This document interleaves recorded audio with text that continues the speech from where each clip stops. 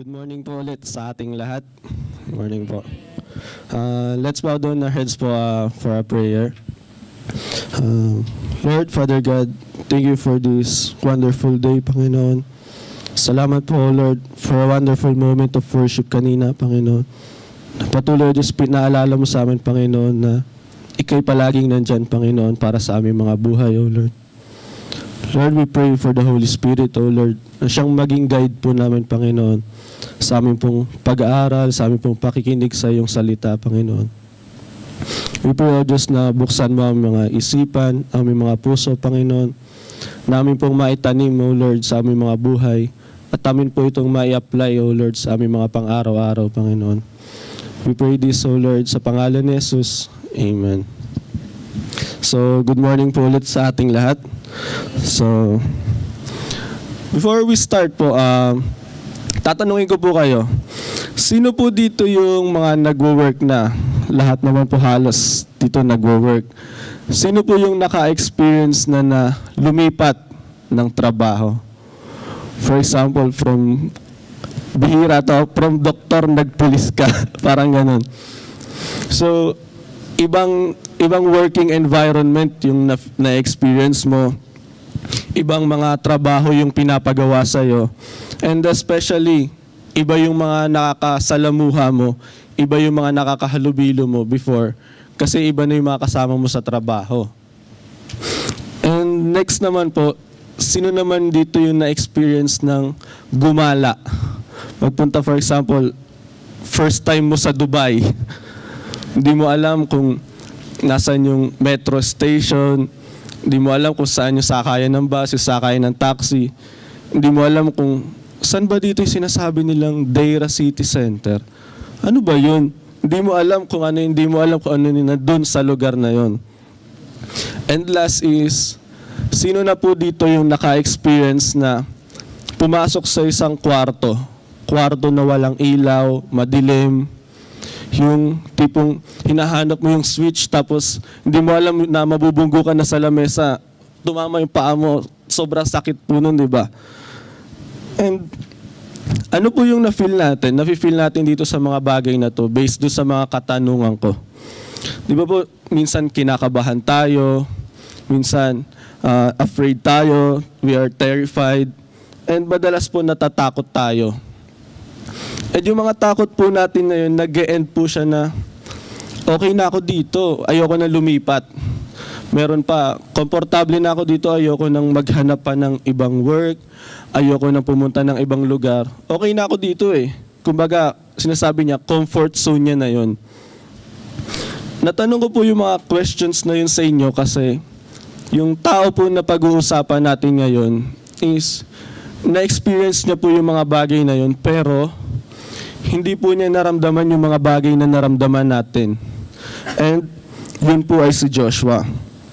Meron po tayong FOI, for our information. So, Joshua po, ang original name po niya is Hosea, na meaning salvation. And yun po yung original name niya, pero pinalitan po yun ni Moises. And ginawa niyang Yehoshua, na ang meaning is Jehovah is salvation. And yung Yehoshua po, ang ibig sabihin po niya sa English is, yan na po yun, Joshua. So ang title po ng message natin for today is Receive the Land. So yan po yung title natin na matatagpuan po sa Book of Joshua, chapter 1, verse 5 to 9. So, kung may mga Bible po tayo, pakibuklat na lang po. So, babasahin ko po siya sa King James Version. There shall not any man be able to stand before thee all the days of thy life. As I was with Moses, so I will be with thee. I will not fail thee, nor forsake thee. So, verse 10, Be strong and of a good courage, for unto these people shalt thou divide for an inheritance the land, which I swear unto their fathers to give them. Verse 7 to 8. Only be thou strong and very courageous, that thou mayest observe to do, according to all the law, which Moses my servant commanded thee. Turn not from it to the right hand or to the left, that thou mayest prosper whithersoever thou goest. This book of the law shall not depart out of thy mouth, but thou shalt meditate therein day and night, that thou mayest observe to do according to all that is written therein. For then thou shalt make thy way prosperous, and then thou shalt have good success. Last verse, have not I commanded thee? Be strong and of a good courage. Be not afraid, neither be thou dismayed. For the Lord thy God is with thee, whithersoever thou goest. So, kanina po nabanggit po natin yung title ng message natin is Receive the Land. So, iisa-isahin po natin yung steps, yung mga ways para makuha natin yung land na sinasabi dito. So, let's start po. Ang first point po natin is #courage to step up. So, sa verse 5 po, sabi po doon, as I was with Moses, so I will be with thee. Sa verse 2 po, sabi po dito, Joshua, Moses my servant is dead. Now therefore arise, go over this Jordan, thou and all these people, unto the land which I do give to them, even to the children of Israel. Si Joshua po siya po yung assistant ni Moses habang buhay pa po siya. And habang under po siya ng leadership ni Moses, nakikita niya, na-experience niya kung paano i-rule ni Moses yung Israel, kung paano i-guide ni Moses, and especially kung paano sundin ni Moses si God. And before po mamatay si Moses sa age na 120 years old, is in-appoint po siya ngayon ni Moses para kunin yung leadership niya. So si Joshua, na-appoint po siya ni Moses para i-continue yung leadership and para ituloy po yung journey ng Israel papunta doon sa Promised Land. And si Moises po is katulad po siya ng mga pastors natin, ng mga elders natin, and even ng mga leaders po natin dito sa church na tatanda rin po sila, uuwi sila sa bansa natin kasi nasa UAE tayo eh. Uuwi sila dun sa home country natin sa Pilipinas. And nag-a-appoint po sila, nagdi-disciple sila ng isang tao, ng mga members na nakikita nilang may potential na mag-take ng leadership. Katulad na lamang po dun sa Ministry of Word, share ko lang po. Lagi po sinasabi sa amin ni Pastor Eli na mas mag-aral ng Word, mas matuto tayo dun sa Word of God kasi isa daw po kami dun sa mga maiiwan dito sa ating church na nakakaalam ng doctrine natin pag bumalik na sila sa Pilipinas.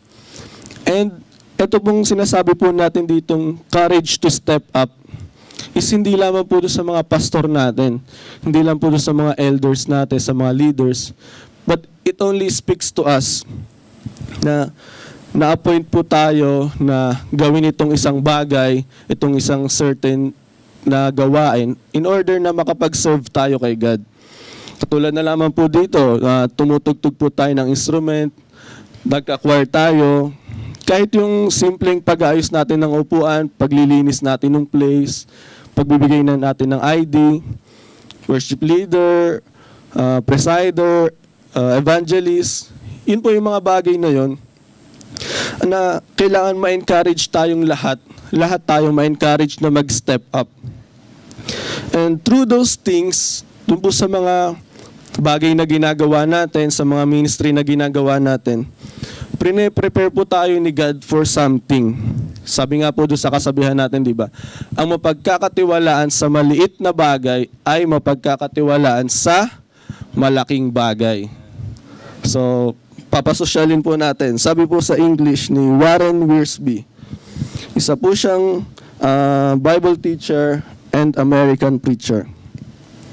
The task that you faithfully do today gets you ready for what God is preparing you. Amen. So mga kapatid, huwag po nating hayaan na gawin nating mindset natin is yung ito lang kaya ko, hindi ko kaya yung ginagawa nila eh. For example, may heart ka naman na mag-serve through music, pero sasabihin mo sa sarili mo, basic chords lang alam ko eh. Wala ako sa tono pag kumanta eh. So, iwasan po nating maging mindset natin yun na hanggang dun ka lang. So, yun nga po yung tinatakil natin ngayon, courage to step up. So, yun po. Next hashtag po natin is courage to break the wall of Jericho. Yun, sabi po sa verse 5 ulit, there shall not any man be able to stand before thee all the days of thy life. So dito po sa story natin, si Joshua, nag-send po siya ng 2 spy. And yung 2 spy po na yun is si Phinehas and si Caleb. Na para tingnan niya yung Jericho, tingnan niya yung land of Jericho. And tumuloy po sila doon sa bahay ni Rahab. Si Rahab po is, kilala niyo po ba si Rahab? Si Rahab po is, isa po siyang prostitute. So, si Caleb and si Phinehas, doon po sila tumuloy sa bahay ni Rahab. And doon po sila nagtago sa bahay niya. And syempre, yung chismis, madaling kumalat yan. Nakarating po doon sa king ngayon, yung balita na yun na may 2 spy na nakapasok sa kingdom nila. And syempre, na-alerto yung king, yung kingdom, hinanap nila ngayon yung 2 spy na yun. And nag-start sila sa paghahanap doon sa bahay ni Rahab. And ngayon, etong babae na to, imbis na sabihin niya doon sa king, imbis na sumbong niya, tinago niya. Pinakyat niya yung 2 spy doon sa bubungan ng bahay nila and tinakpan niya ng dayami para hindi obvious. And after nun, dahil sa magandang kabutihang loob na pinakita ni Rahab, is humingi siya ng kapalit ngayon kay doon sa 2 spy na napagkasunduan nila. Pagkat yung time na nilusob na ng Israel, yung Jericho, isa-save ng Israel ni Joshua, yung buong sambahayan, yung buong family ni Rahab, na nandoon sa loob ng bahay ni Rahab. And as a sign nun, magtatali si Rahab ng red na tali doon sa bintana niya. So, yun po. And bumalik ngayon yung 2 spy kay Joshua. Ito po makikita po natin yung report niya doon sa chapter 2 ng verse 24. Sabi doon, truly, the Lord hath delivered into our hands all the land. For even all the inhabitants of the country do faint because of us. Pero, may problema eh. Meron silang wall, ang laking wall nun. Siguro kung i-imagine natin, mas malaki siguro to or mas maliit dun sa Great Wall of China eh. So, napapalibutan ng napakalaking wall yung Jericho ngayon. And so, kinausap ni Lord si Joshua kung ano yung mga dapat nilang gawin, kung paano nila malulusob itong Jericho. Sabi ni Lord, iikot sila doon sa buong city, doon sa buong wall ng Jericho for 6 days. Isang beses sa isang araw. 7 priests doon sa unahan. Sa unahan yung 7 priests, tapos sa likuran nila yung Ark of the Covenant. At sa likod nila yung buong Israel. Gagawin nila yon sa loob ng 6 na araw. And on the 7th day, iikot ulit sila for the last time. And after nun, hihipan nung 7 priests yung dala nilang trumpets. At pagka narinig nung buong Israel, yung tunog ng trumpet na yon, sisigaw sila ng ubod ng lakas. And after that, guguho yung wall of Jericho. And yun po yung nangyari nung ginawa nila yon. And dire-diretso po silang nakapasok dun sa land of Jericho. And lahat po tayo, meron po tayong wall of Jericho sa mga buhay natin eh. Mga problema na nandyan po sa harapan natin, mga problem na that stands our way, na tinatakpan po yung mga mata natin, yung mga spiritual eyes natin, para hindi natin makita yung true blessing, yung provision, yung favor na nagmumula kay God. And naniniwala po ako nung sumigaw po yung mga Israel na to, nung sumigaw itong mga tao na to, is hindi lang basta ingay yung ginawa nila na hindi lang ganun yung ginawa nila. Pero I believe na yung sinigaw nila is praises to God. is yung truth about God. Sumigaw sila ng, "You are an everlasting God! You are a powerful God! Walang imposible sa Panginoon!" Yun yung mga bagay na sinigaw nila. Sinigaw nila yung katotohanan about sa ating Panginoon. And yun po yung dahilan kung bakit po tayo na-encourage ng mga pastor natin na magsabi po ng amen kapag umaagri tayo. So, ang amen po, ang ibig sabihin po niya sa Hebrew is, so be it. Let's say amen pag umaagri po tayo. And after that, yung hallelujah, if there are praises. Ibig sabihin rin po ng hallelujah is, praise Yahweh. So, from now on, mula po ngayon, matuto po tayo na sumagot ng amen, magsabi ng hallelujah. Kasi alam niyo po yung mga bibig po natin, isa po ito sa mga weapon natin na magagamit natin from laban kay Satan, laban sa devil. Pero alam niyo po ba na isa rin to sa magagamit nila laban kay God?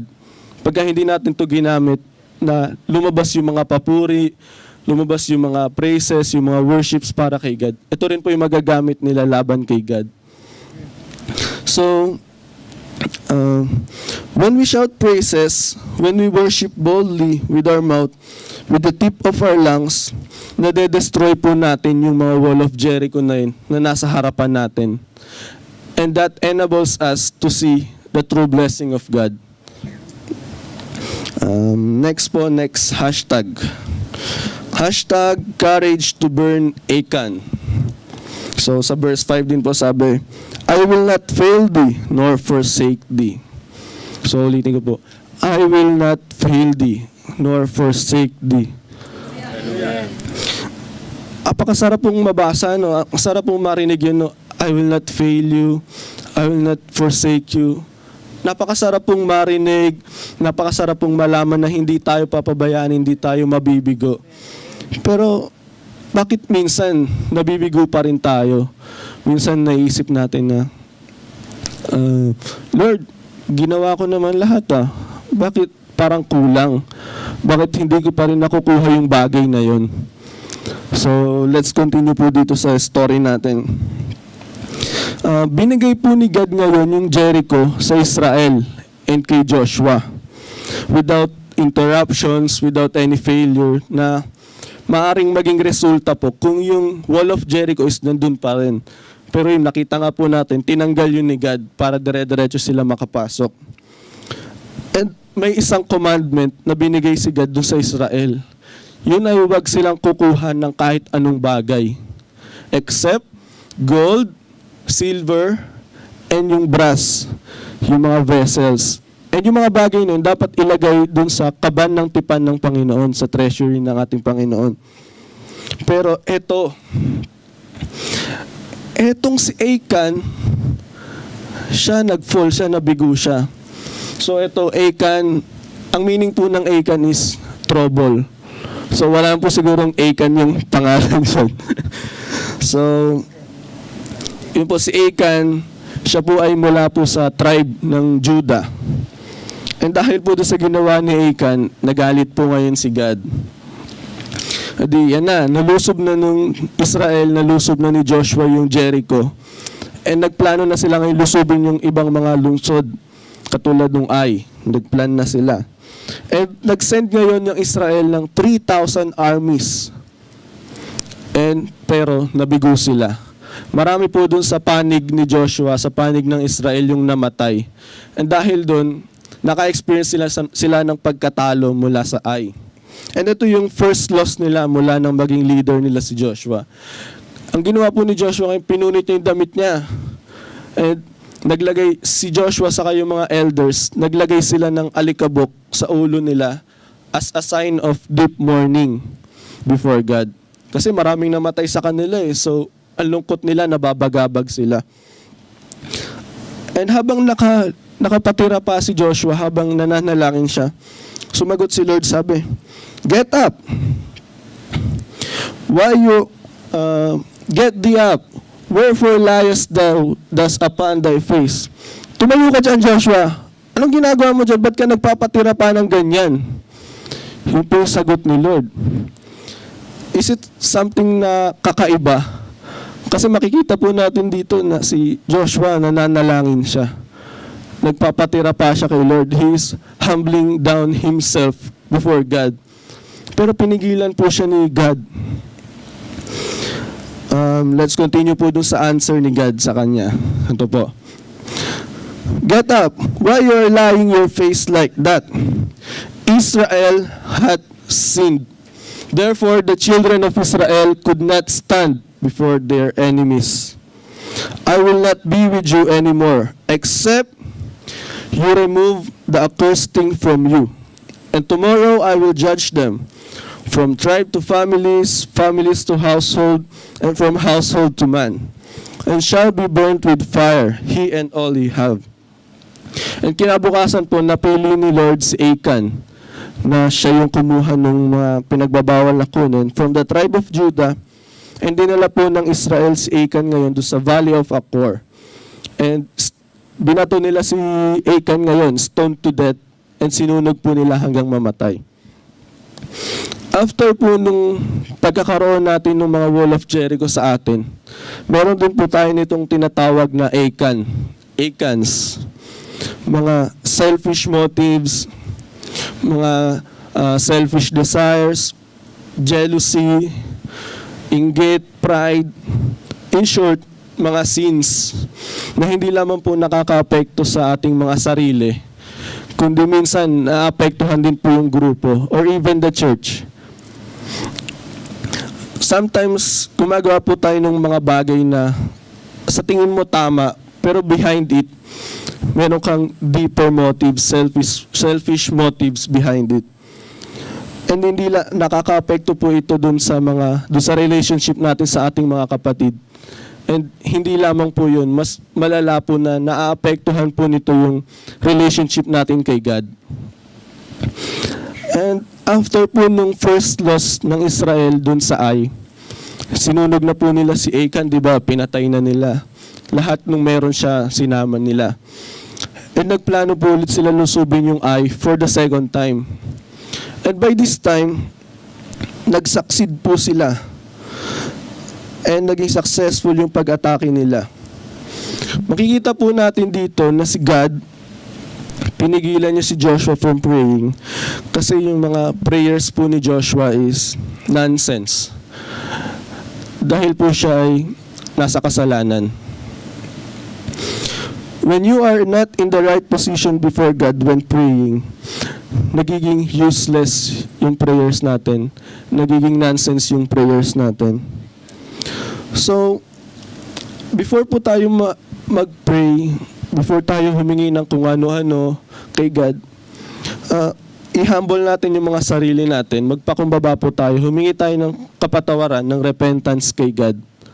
And let's be sure na we are in the right position before God kapag nagpe-pray po tayo. And sabi po doon, it is, Achan must be stopped, pero hindi po dapat ganyan. Buburahin po natin yan. Ang dapat po natin gawin is, Achan must be burned.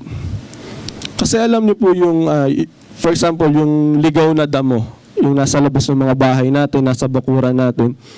Kapag yan, pinigilan mo tumubo, kapag pinutol mo yung dahon lang yan, tutubo pa rin yan. Pero once na tinanggal mo mula doon sa ugat, wala na. Wala nang magiging source ng pagtubo ulit niyan. So, ganun po dapat mga kapatid yung gawin natin. Hindi po natin dapat pigilin yung kasalanan, kundi alisin po natin dapat sa mga buhay natin. So, yun po.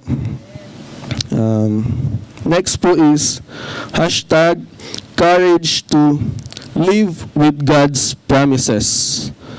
So, sabi po dito sa verse 6, for unto this people shalt thou divide for an inheritance the land, which I swear unto their fathers to give them.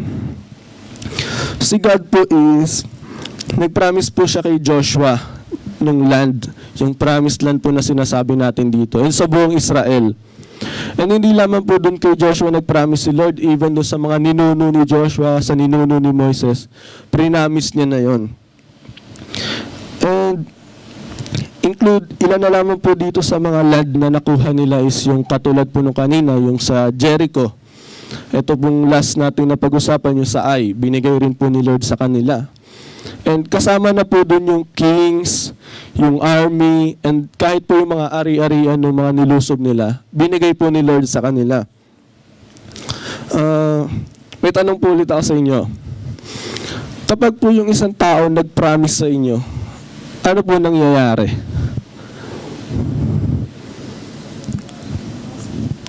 For example, ganito po.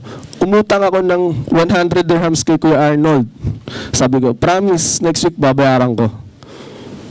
Ano po nangyari? Or, ayun, nag-e-expect ka. Sa mga nagliligawan, promise, 6 p.m. nandyan na ako. Ganon. Tapos, dadating yung 6 p.m. Bakit wala pa siya? Sabi niya 6 p.m. Nag-promise siya. Tapos yung umutang ka, sabi niya, babayaran niya ako 100 dirhams Nagkakaroon po tayo ng hope kapag merong nag-promise sa atin. Yun po yung nangyayari.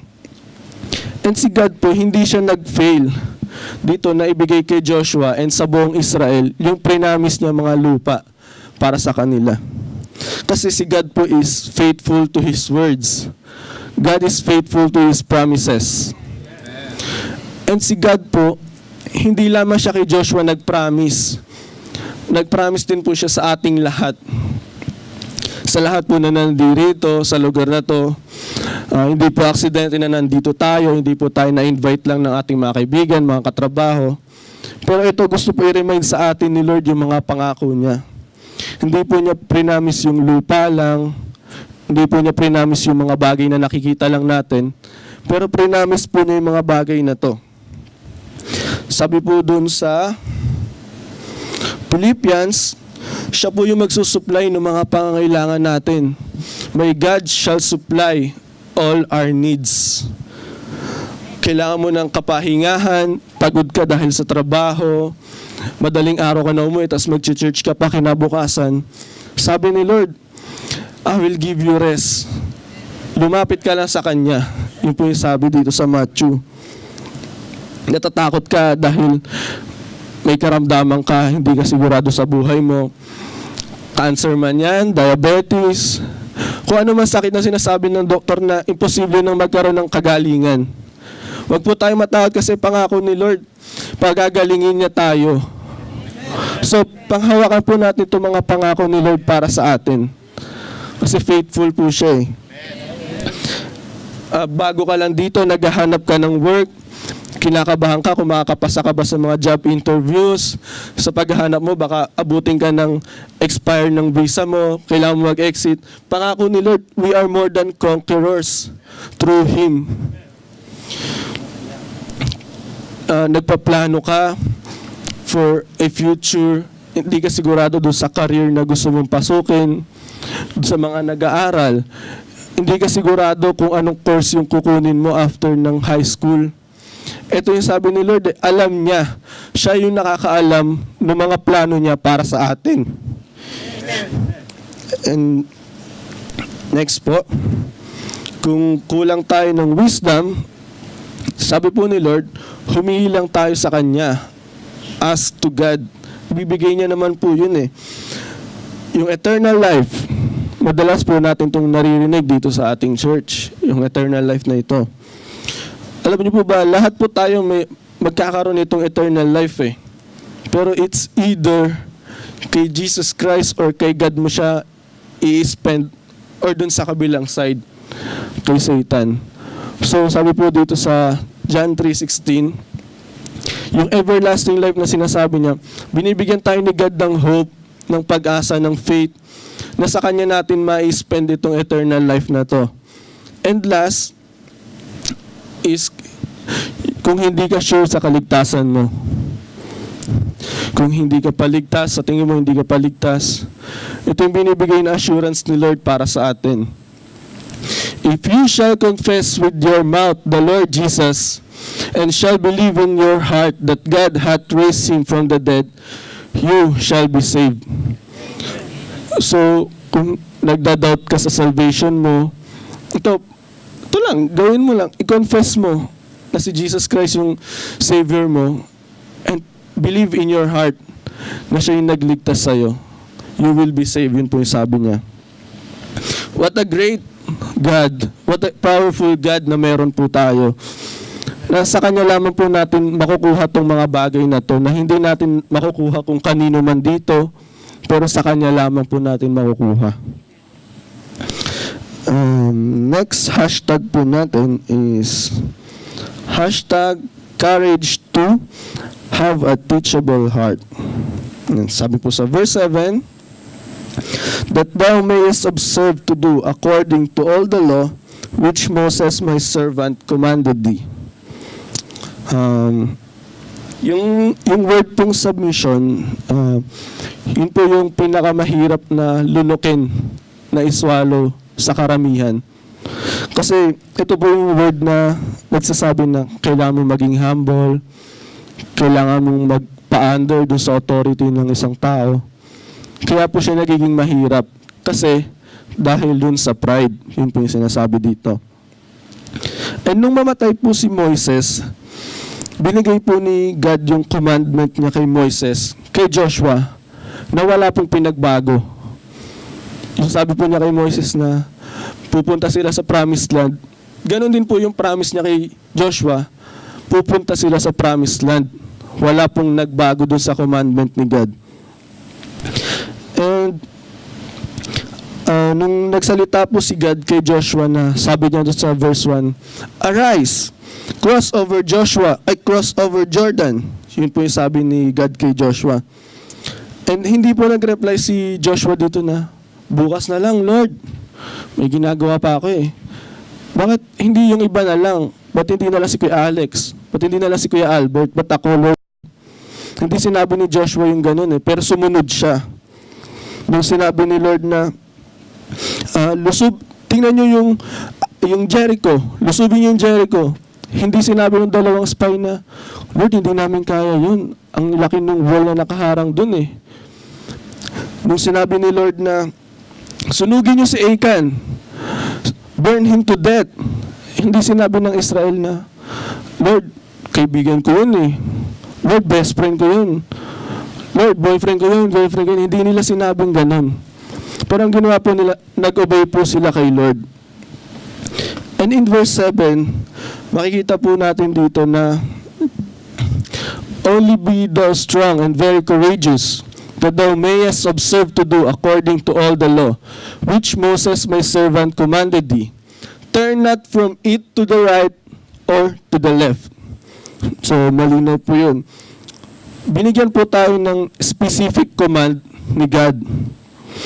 Kahit po dito sa church natin, nung mga pastor natin, nung mga leaders natin, mga elders, and sinusunod po natin yun, di ba?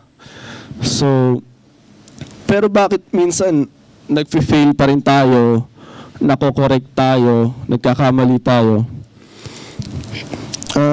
Balikan po natin nung mga nakaraang panahon, 10 years before. Nung mga bata pa po tayo, bakit po ba tayo pinapalo ng mga magulang natin?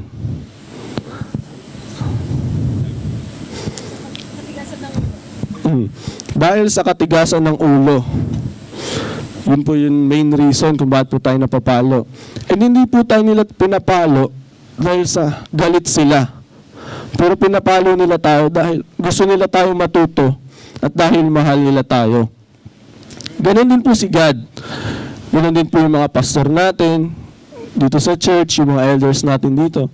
Ganon din po sila. Kaya po nila tayo kinokorek kasi mahal po nila tayo at gusto po nila tayo matuto. And God's leaders and servant are not perfect, but they are God's chosen leaders. And kapag nilagay po tayo ni God doon sa isang task, sa isang job, i-guide po niya yung bawat takbang natin. Alam niyo po ba sa baby? Diba hindi naman yan tumatakbo ka agad eh. Gagayad mo na, nahawakan step by step. Hanggang sa matuto na siya lumakad mag-isa. Ganon din po dito sa church natin, ganon din po si God. Tinuturuan niya tayo every step of our way. And sabi nga po ni Mother Teresa, sa iniwan niyang quote, We are like pencils. We don't write unless a hand uses us. So, magpagamit lang po tayo kay Lord. Hayaan natin siya. Wag mong, katulad mo sabi ko kanina, wag mo isipin na basic chords lang alam mo. Wag mo isipin na hindi mo kayang tumayo dito sa harapan. Hindi mo kaya mag-share ng word. Alisin po natin sa mindset natin yun. Step up, yun nga po yung sabi kanina, di ba? So, next hashtag po natin is courage to love the word.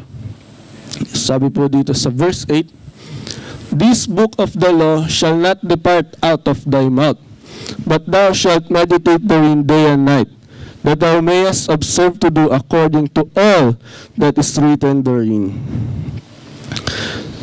Habang pinag-aaralan ko po ito, nakita ko po dun sa isang komentary ng mga Bible scholar na ito daw po yung pinakang theme verse ng Book of Joshua.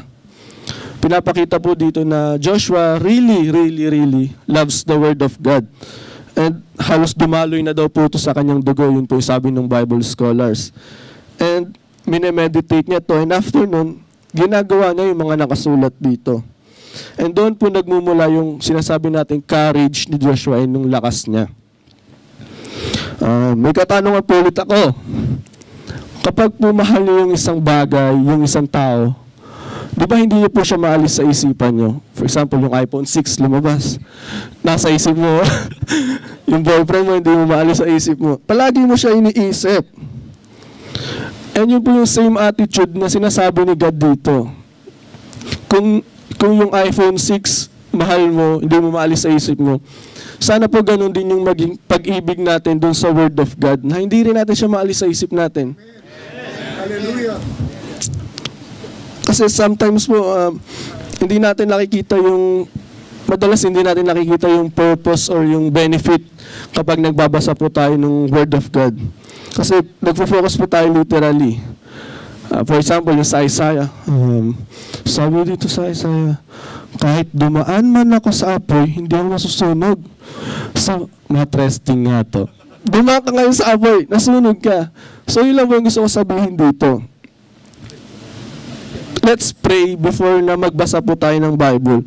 Humingi po tayo ng wisdom from God na ma-interpret po yung mga gusto sabihin sa atin ng word niya, yung gusto maiparating sa atin ng kanyang salita. And take note po. Sabi po dun sa Joshua, dun sa verse 8, thou mayest observe to do according to all that is written therein. Sabi po dun, all nung mga nakasulat, lahat nung nakasulat dun sa Word of God. Lahat po yung dapat masunod natin.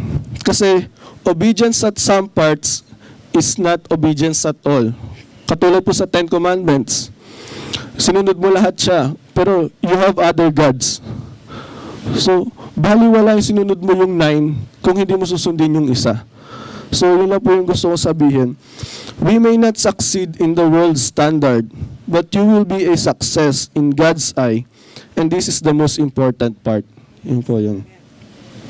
And last, hashtag, courage to believe that God is with us. Sabi po doon sa last verse, for the Lord thy God is with thee, whithersoever thou goest. Bali po dito, base po doon sa mga nabasa natin, sa pinag-aralan natin earlier, makikita po natin dito na hindi po iniwan ni God si Joshua sa mga battles niya, sa mga hardships, doon sa pag-continue na nung adventure nung Israel papunta doon sa Promised Land. And fear or worrying, yung takot at pag-aalala, is not a part of God's will para doon sa mga tinawag niya para mag-lead. Even yung fear and worrying is not a part of God's will para doon sa mga tinawag niya para sumunod doon sa mga leaders nila. And imagine po natin, kung hindi po sinunod ni Joshua ng Israel yung sinabi ni God, kung natakot sila dahil sa wall na yon, kung hindi nila sinunog si Achan, imagine po natin kung gaano kalaki itong na-miss nilang blessing na to na gustong ibigay ni God sa kanila. And hindi ko po sinasabi dito na huwag kang mag-alala. For example, namatay yung nanay mo, huwag kang mag-alala. Hindi ganun. Ang sinasabi ko po dito, normal lang po sa atin yung mag-alala, matakot tayo, at the first na marinig natin yun, malaman natin yun. Pero yung kapag nagstay tayo doon sa takot na yun, kapag nagstay tayo doon sa pag-alala na yun, yun po yung nagiging kasalanan. Yun po yung dapat nating iwasan, na mag-stay doon sa worrying na yun, doon sa fear na yun. And for our conclusion, in order po na ma-receive natin yung land na yun, na sinabi natin kanina, kailangan po magkaroon tayo ng courage na mag-step up. He'll guide your every step. Siya yung magiging guide natin kung paano ba natin gagawin ito isang bagay, kung paano natin i-conduct. Siya yung magtuturo po sa atin noon. Number 2, break the wall of Jericho. Yung pagkakaroon po natin ng wall of Jericho sa buhay natin, yung mga problema natin, financially, problema natin na homesick tayo sa family natin sa Pinas, spiritually, may problema tayo, si God po yung gagawa ng way para madurog natin yung wall of Jericho na yon, para makita po natin yung daan papunta dun sa promise niya. Let's ask na, huwag po tayong mag-ask na tanggalin ni Lord yung mga problema na yun sa buhay natin. Pero ang i-ask po natin is yung bigyan niya tayo ng strength, yung bigyan niya tayo ng courage na malampasan po natin yung mga pagsubok na yun, yung mga trial na yun sa buhay natin. Number 3 po is yung burn Achan. Sabi po sa Psalms, kung may Bible po, sabi po sa Psalms chapter 51 verse 10, clean in me, create in me a clean heart, O God, and renew a right spirit within me. Kasi lahat po tayo nagkakasala di ba? So, kaya po binigay itong verse na to para po maging paalala sa atin na palagi tayong mag-ask ng repentance kay God. Number 4, live with God's promises. Let's have that faith na panghawakan yung mga promise ni God para sa atin. Kasi tandaan po natin, hindi po tao yung nag-promise sa atin. Kasi yung tao po madalas po nabe-break nila yun Pero pag si God ang nag-promise, hindi po niya mabe-break yun kasi faithful God po siya. Number 5, have a teachable heart. Remember na kinokorek po tayo ni Lord sa buhay natin.